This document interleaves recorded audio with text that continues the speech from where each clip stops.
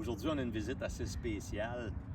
Pour ceux qui sont assez vieux, après la Deuxième Guerre mondiale, il y a eu la guerre froide, puis dans les années 50, 60, 70, il y avait une peur entre la Russie et les États-Unis parce que c'était la destruction mutuelle assurée à cause du nombre de missiles nucléaires que les États-Unis et la Russie avaient.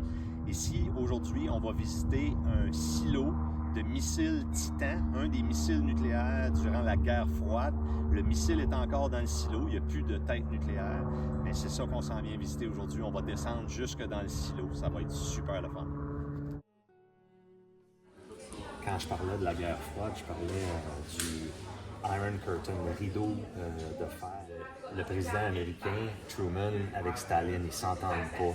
Donc, la Russie a descendu le rideau de fer sur plein de pays, la Hongrie, la Slovénie, la Yougoslavie, ainsi de suite, et Berlin, une partie de Berlin. Puis c'est là où il y a eu le début de la guerre froide, puis ensuite, ils ont commencé à faire des tests atomiques similaires à Nagasaki puis à Hiroshima, dans les petites Bikini Atoll, les petites îles dans le Pacifique. Puis ensuite, en 1947, ils ont sorti la Doomsday Clock. C'est une horloge fictive qui déterminait le risque d'une attaque nucléaire de l'Union soviétique.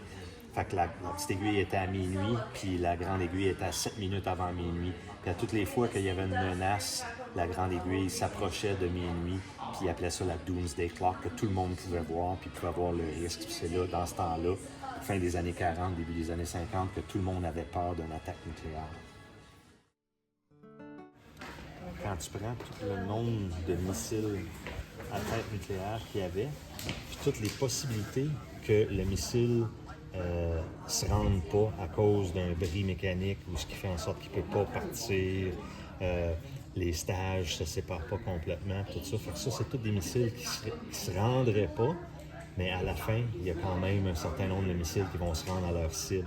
Fait que c'est pour ça qu'ils appellent ça de l'overkill. C'est trop, mais c'est pour s'assurer qu'ils vont réussir à 100%. Et fait que nous autres, on serait probablement à celui-là ici, si je ne me trompe pas. C'est un de ces deux-là parce qu'on est le long de la route 19.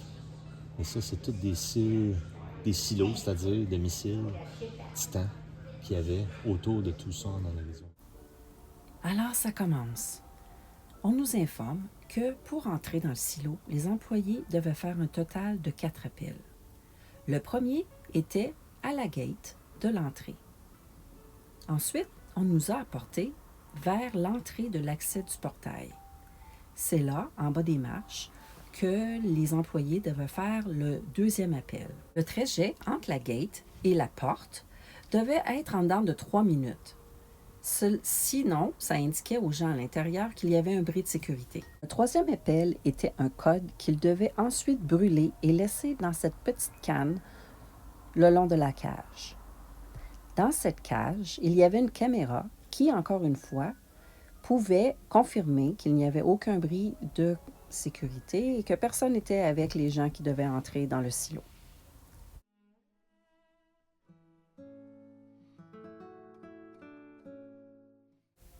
Là, on se dirige vers la porte qui sépare l'endroit qui n'est pas sécure et l'endroit qui est anti-explosion, qui est sécure pour les employés à l'intérieur. Et c'est là que le dernier appel se fait. On s'apprête à rentrer dans le centre de contrôle de lancement. Une équipe de 4 personnes font une rotation à tous les 24 heures. Il faut absolument qu'il y ait 2 personnes dans cette salle en tout temps.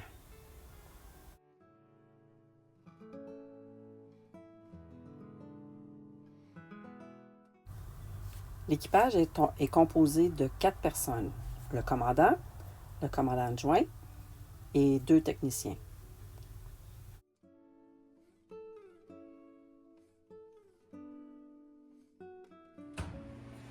L'équipage doit être alerte pour les 24 prochaines heures. Ils commencent leur shift en faisant une inspection de haut en bas qui leur prendra environ 4 heures. Et ils devront encore refaire cette inspection à mi-chemin. On va maintenant commencer une simulation de décodage de lancement. On va entendre des signaux et des codes et le commandant et le commandant adjoint devront décoder le message.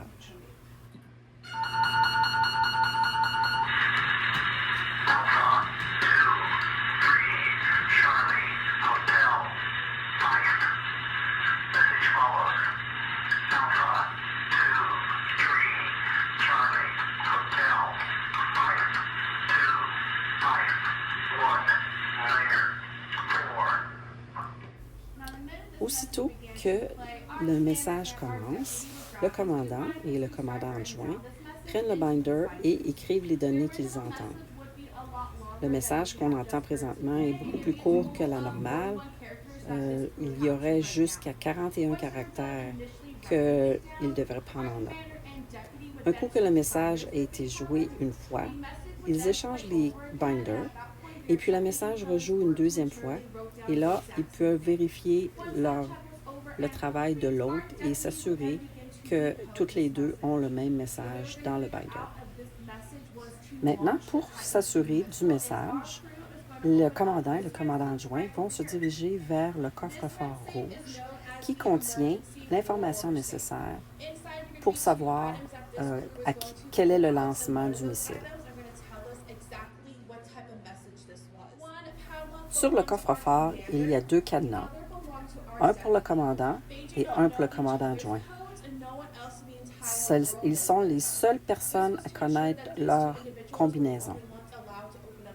Quand il y a un changement de chiffre après les 24 heures, les commandants actuels enlèvent leur cadenas et les nouveaux commandants mettent leur nouveau cadenas. C'est à l'intérieur qu'on y trouve la clé de lancement. Il y aura plusieurs de ces cartes dans le coffre. La façon d'identifier laquelle ils doivent utiliser revient encore au décodage qu'ils viennent juste de recevoir. Quand ils ont identifié quelle carte utiliser, le commandant et le commandant adjoint vont maintenant craquer la carte en deux et y trouver à l'intérieur l'information nécessaire pour le lancement du missile. L'information trouvée nous dit que c'est pour le lancement du missile Titan à l'heure à laquelle on doit faire le lancement et aussi la clé pour déverrouiller la valve.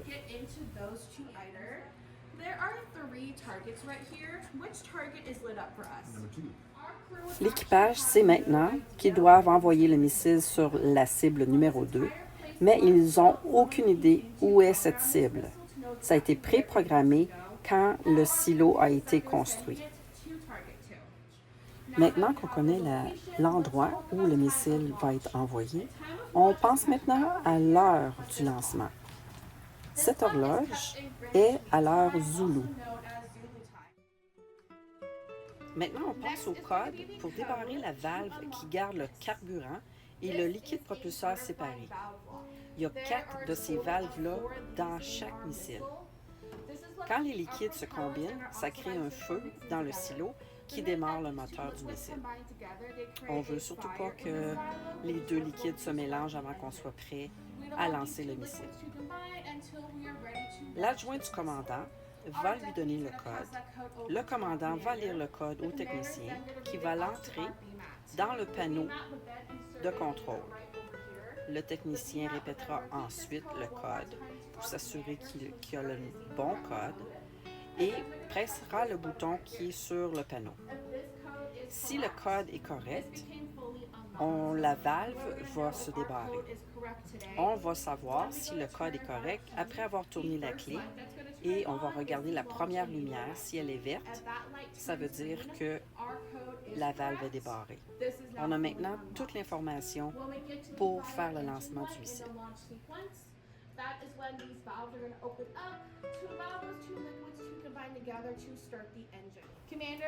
Le commandant a sa clé devant lui, dans son panneau, et le commandant adjoint a aussi son propre panneau avec sa clé qui est très éloignée de la clé du commandant. Les deux clés doivent être tournées en même temps et c'est la raison pour laquelle elles sont séparées si loin pour éviter qu'une seule personne puisse les tourner. Le commandant devra par la suite faire un compte à rebours de 3 secondes et quand le compte à rebours est terminé, les deux doivent tourner la clé vers la droite et tenir pendant 3 secondes. 3, 2, 1, launch.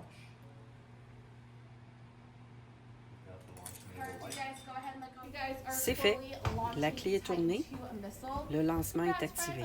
Alors, la première lumière, c'est la lumière d'activation de lancement qui est maintenant en vert. Donc, on sait que les codes étaient corrects. Ensuite, la deuxième lumière, c'est la lumière d'activation de batterie.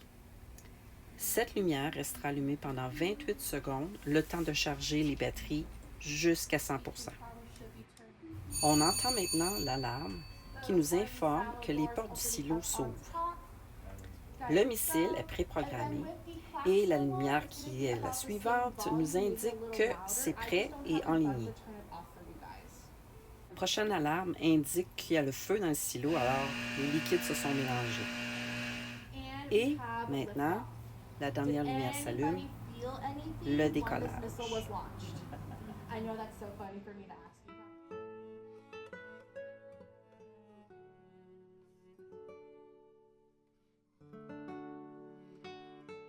Dans la bâtisse du centre de contrôle, il y a 2 niveaux qu'on n'a pas visités. Le niveau 1, qui se trouve à être les quartiers de l'équipage, qui avait une salle de bain, des lits, une petite cuisinette. Et aussi, on avait le niveau 3, où il y avait de l'équipement de communication, l'électricité et des rations d'urgence.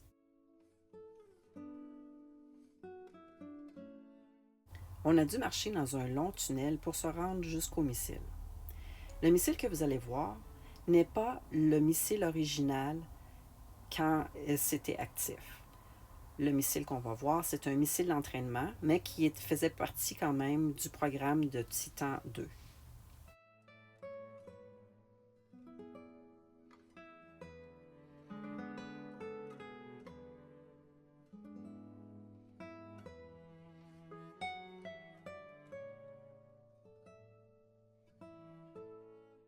Le missile mesurait 103 pieds de long, avait un diamètre de 10 pieds et pesait 330 000 livres.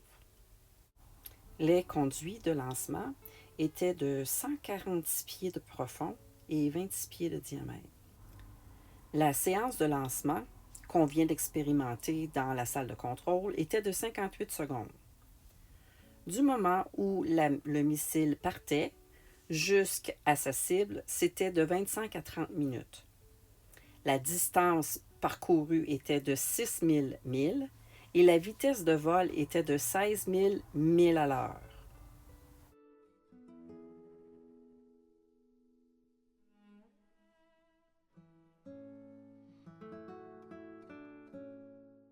Le coût pour construire les sites des missiles en 1963 était de 8,3 millions par site et 2,2 millions pour chaque missile.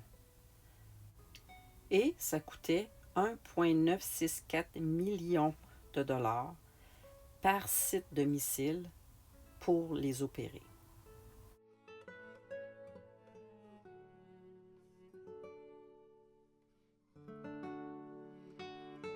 Pas de GPS dans ce temps-là pour s'assurer que le missile était bien orienté vers le nord vrai, pas le nord magnétique, mais le true north. La lumière était transférée ici avec un théodolite qui rentrait dans un trou, pointait sur le missile, puis il y a une marque sur le missile pour s'assurer que le missile est encore toujours bien aligné avant de partir.